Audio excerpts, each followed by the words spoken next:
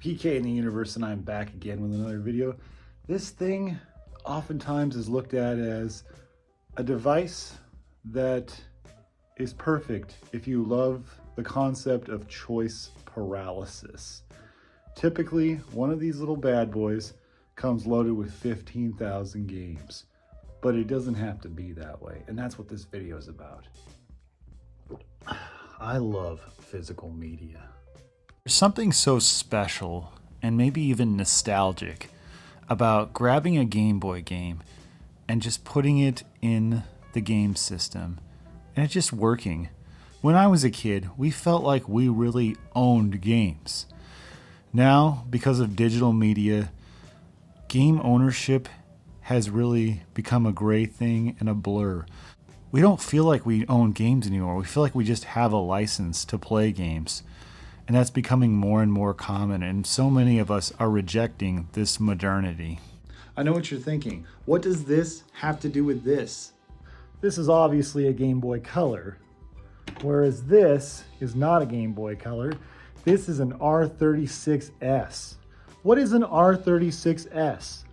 The R36S is what I would call a super, very budget-friendly handheld. It is a Chinese emulation device. What can I say about it? It is one of many. These are very, very popular right now. This one is particularly popular. It's actually a clone of another handheld. But what's really ironic is now they're making clones of the R36S. There are now clones of a clone, which is just totally ridiculous. So it's important that if you are to buy one of these, that you make sure you buy from a reputable source. In fact, you can check my affiliate links. Nah, I'm just kidding. I don't have any affiliate links. There's plenty of reputable sources. But anyways, what can this thing do? I mean, it can do a number of things. Obviously, we know it can play Game Boy, Game Boy Color, Game Boy Advance. It can also play NES, Super NES, Sega Genesis. It can play Master System. It can play Pico 8 games. It can also play PS1. Yes, it can play Sony PS1 games. It will play some N64 and some Dreamcast games, but some of those are kind of wonky. So this thing works pretty well. It's a $30 handheld. It's what you would expect and more from a $30 handheld. I feel like it's beyond met my expectations for what I wanted to do. I'm making this video because I'm talking about, of course, using it like a Game Boy, but we're going to get more into that later. I know what some of you guys are thinking. What about other alternatives? You know, for example, the 2DS. Why not hack your 2DS here? I mean, this is a great option. It plays Legend of Zelda Link's Awakening DX great. I play this on here periodically, but it's not the most pocketable system. Or what about a PSP or a PS Vita? Here's the thing, when people say that, I'm always like, well, does everyone have a PSP? Does everyone have a Vita? Are those affordable in 2025? Or when you're watching this, which could be in the future, and they might not be as affordable. At the time of this recording, this is super affordable and it's super pocketable. I can just put it in my pocket. Best of all, it's not some, $200 analog pocket or something like that where I'm like, oh my gosh, I would not want to break this. If I break this, it is not the end of the world. The expectations are really low. And like I said, it's far exceeded my expectations for what it is I wanted to do with it. It does exactly what I expect, which is to play Game Boy games. But I know what some of you guys are thinking. Why not just take that existing Game Boy Color I have and, put an IPS screen in that bad boy? Well, what's an IPS screen cost in 2025? Obviously, there's a lot of different, distributors of those things. Plus, you have to think about what's a Game Boy Color cost. Obviously, I have a Game Boy Color, but do I have the intelligence and the know-how?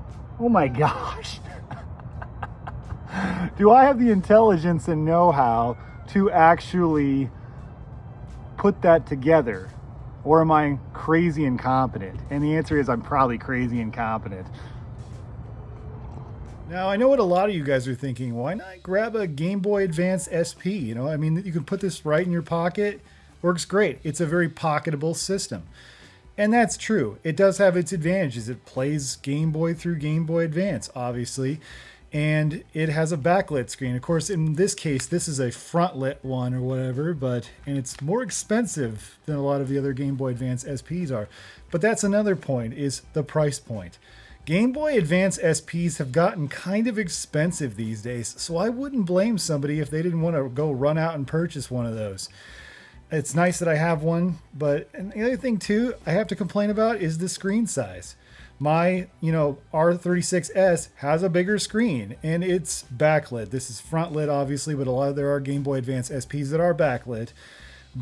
And again, it comes back to, I do like the form factor of the R36S. And I can't stress this enough. I love the original consoles. I can't say enough about them.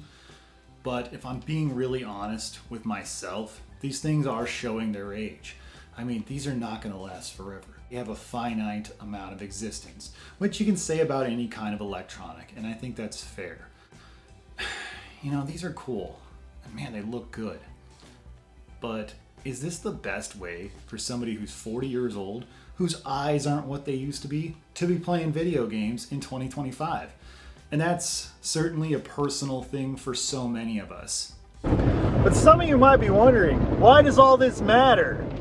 I think deep down we know none of it matters in the grand scheme of it all. Whether you're playing on original hardware or you're using an emulation device such as the R36S or any of the other many emulation devices, or you're using an analog pocket, you're using FPGA, it doesn't matter. What matters is that you're having fun and this works for you. I outlined in this video, hey, these are the options typically that I see: original hardware, FPGA, and emulation. And emulation works for me, so that's why I'm sharing it. Are there other Chinese handheld emulation devices that work just as good? Oh, definitely, absolutely. Any of those are also great options, especially if your goal is to play Game Boy games. But what is this choice paralysis thing? Why do I need to simplify how many games I have on this thing? Why can't I just have 15,000? Every morning, I take the train to work. This is my life. I ride the train for 25 minutes there, and when I get off work, I ride for 25 minutes back. I do a large variety of things on my phone, such as pay bills, check my online banking, check the weather, check the latest YouTube videos. I am on my phone way too much. And of course, many of us are doom scrolling to no end, and it's really not serving me well. So I've wanted to explore the game library I actually have. And simplifying my game library has helped with choice paralysis. But some of you might be like, how many games should you put on your system? Ultimately, what I ended up going with in regards to this is 15 games.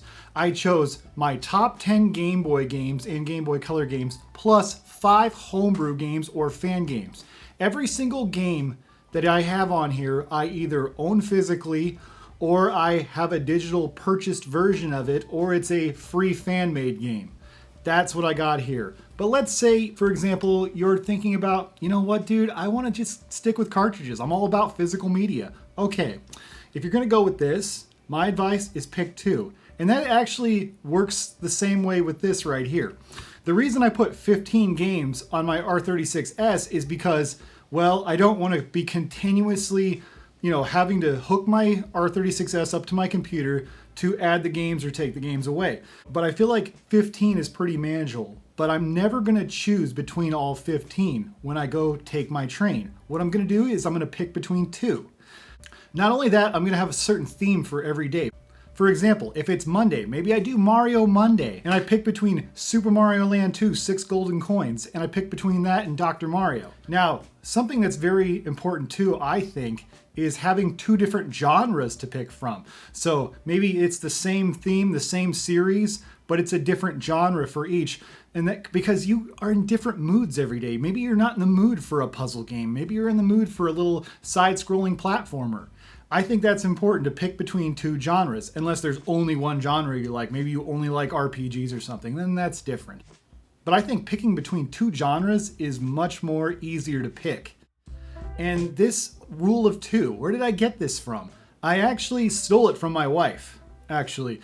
My daughter, she has like 20 some dresses. She's 4 years old. She is very blessed beyond words to have so much selection.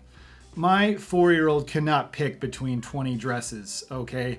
She's got to pick between 2, and that's the rule my wife has set. And whether you're 4 years old or 40 years old, this is a good thing because it gives you some sense of agency. It gives you a sense that this is my choice. I mean, all choice is an illusion, but this gives you a sense of choice. Like, hey, if I pick between these two, that's a much easier choice to make between 2 than it is to make a choice between 20. So this just works. So there you have it, folks. That is my R36S minimalist setup and how I'm defeating choice paralysis when it comes to video games, specifically the Game Boy, because I'm passionate about playing the Game Boy. And it doesn't have to stop at the Game Boy, guys. You could do the same thing with any system. It doesn't matter. But this is how I'm doing it. This is my journey. And I want to thank you guys for coming along on this journey with me.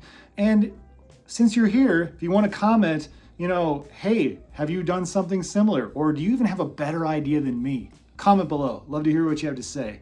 Anyways, thank you guys so much for watching and stay awesome in this universe. Later.